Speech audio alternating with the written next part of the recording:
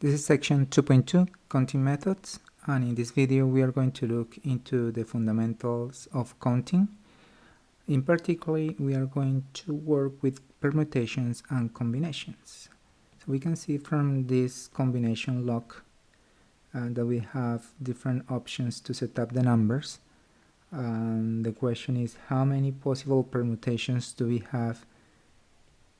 And a bigger question will be, what's the probability of choosing one random permutation and giving the log open? Okay, let's start by counting this particular example, counting the number of possible permutations. So in the first case, we are going to have how many options? If we have numbers from 0 to 9, so we have 10 different options. And for each one of these options, we are going to have another 10 different options. And for these two, we are going to have for the third position another 10 different options, and so it is for the last one. So in total, how many possible options do we have? So we have 10 multiplied by 10 multiplied by 10 multiplied by 10. So this is 10 to the 4 different possibilities. Now, if each one of those is equally likely, so the probability of choosing one by random, it will be 1 over 10 to the 4th. Now, let's suppose that we have a different type of log in which we have 26 different options. So these are the letters of the alphabet. They are not in reality the commercial ones. They only have a certain number of letters. But let's imagine that we have, for each one of these cases, 26 different options. So the number of possible options for this case, in which we have the full alphabet per each section, that will be 26 to the 4th. And the probability, it will be 1 divided by 26 to the 4th. So it is a smaller probability that someone is going to guess the log. Let's continue with this question. So I will explain the question. You will solve it in your time. So we have an experiment to measure the energy loss in a pipe. So this is the Reynolds experiment to measure the pipe losses. So we have 4 different pipes diameter. We are going to have 10 different flow velocities. We are going to have 2 different pipe materials like steel and PVC. And the question is, how many configurations do we have that far? But every time that we have one of these possible combinations, we are going to do the experiment 10 times. So the actual question is, how many experiments do we have? For each configuration, we are going to measure 10 times. Now let's get into one particular question, and that is permutation. So when we look into permutation, we are looking into how many different ways can we order a collection of objects. Let's say, for example, that we have A, B, C, D, and E objects. We have 5 objects. And we want to organize them in different ways. So how many possibilities do we have? So we can have A, B, C, D, E, but also we can just swap the last 2. So we have A, B, C, E, D. Or we can change the position of the C. A, B, D, C, E, and we can keep going. So how many of those do we have? So how do we analyze? The easiest way to think is we have our 5 objects, 1, 2, 3, 4, 5 objects, and then the first time we have 5 options to choose. So we choose 1 from 5. So we choose 1, so we have 5 different options. So the second time, okay, and so we have to cross it. We are left with 4. Now, the second time we have to choose 1 from 4. So we have 4 options. And we keep going, and every time that we choose 1, we are left with 1 less, 1 less, 1 less. So what we are doing is, for the first case we have 5 options. For the second time we have 4 options. The third times we are going to have 3 options. The next one we are going to have 2 options, and then we are left with just 1 object. So that's the total number of possibilities. In this case, if we multiply, that's going to be 5 times 4 times 3 times 2 is equal to 120 possibilities. So we can arrange these 5 objects in 120 different ways. So there is a particular mathematical way to write this. So we say that 5 factorial is equal to 5 multiplied by 4 multiplied by 3 multiplied by 2 multiplied by 1. So in general, if we said n factorial, so this is going to be equal to n multiplied by n minus 1 multiplied by n minus 2 until we get to 1, and that's the result of n factorial. There's one particular case, and is that 0 factorial is equal to 1. It's defined as 1. So we have a question. So we have 7 probability and risk students seated in a room. The question is, in how many different ways can the students sit? If there are, well, of course, 7 seats. So we can have then 7n is equal to 7. Therefore, the result is 7 factorial, and that's equal to 7 times 6 times 5 times 4 times 3 times 2 times 1, and this is going to be equal to 5,040 different ways that 7 students can sit in the class. In our case, we have 8 students, and if we were going to sit in a class, how many possibilities have?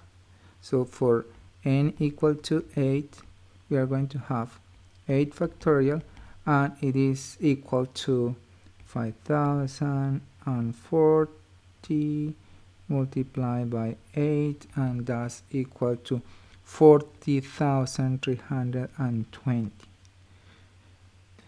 So factorial is a function that actually grows really fast, really fast. If you try it with your calculator, you will see that it will overflow very easy.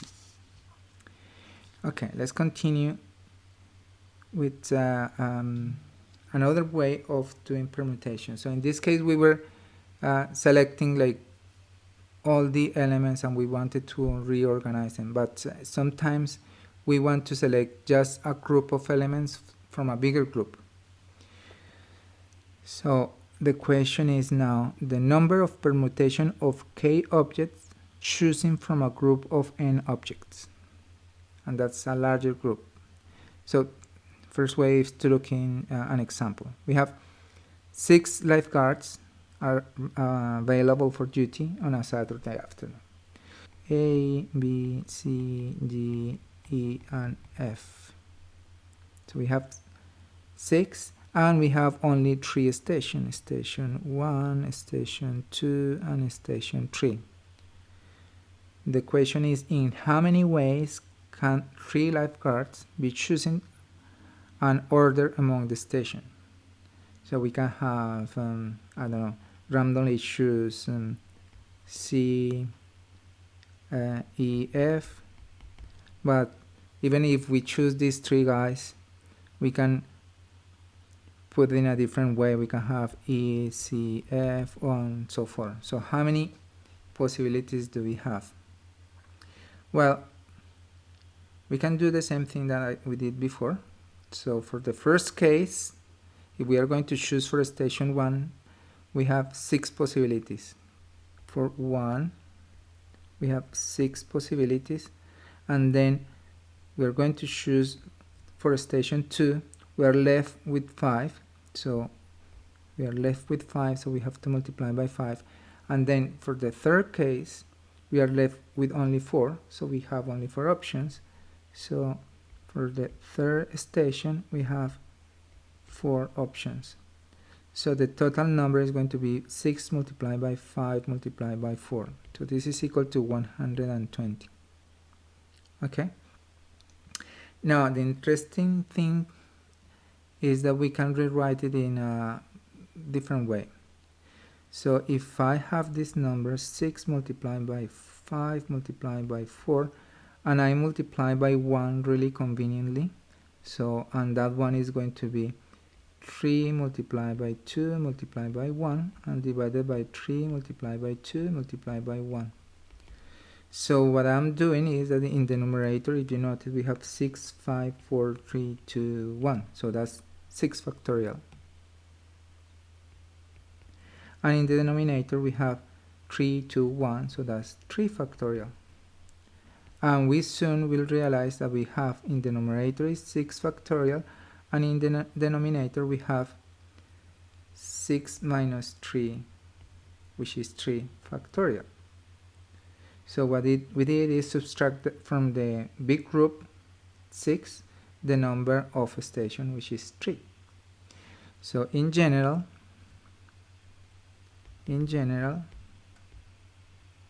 the number of permutations is going to be n factorial, which is the size of the big group, divided by n minus k factorial, where k is the size of the smaller groups. Now, combinations. Combination is a little bit different. So before, it was important who was going to what station. So the order was important. But now let's think, probably the question is how many combination of 3 lifeguards can be selected to be on duty. So it's not important the station, but who are going to be on duty.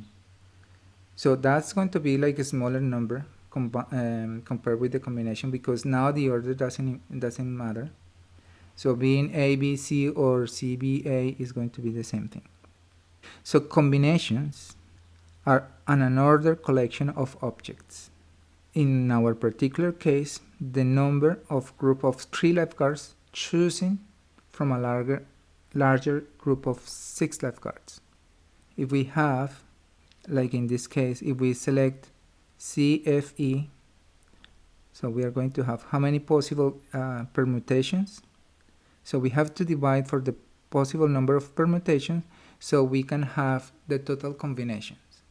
So let's say that, for example, we choose A, B, C. But what are the number of possible permutations for this? So we have also A, C, B.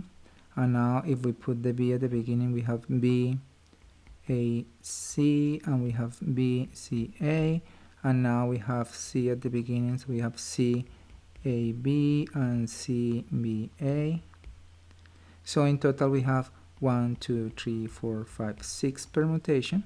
We could have done it before, like 3 factorial. 3 factorial is equal to 6. So that's the number of permutations. We could have chosen a different lifeguards. So for example, A, B, and D. And now the permutations for these guys are going to be A, D, B, and so forth. So we are going to have also 6.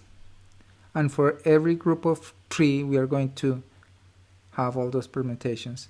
Those are permutations of the same combination.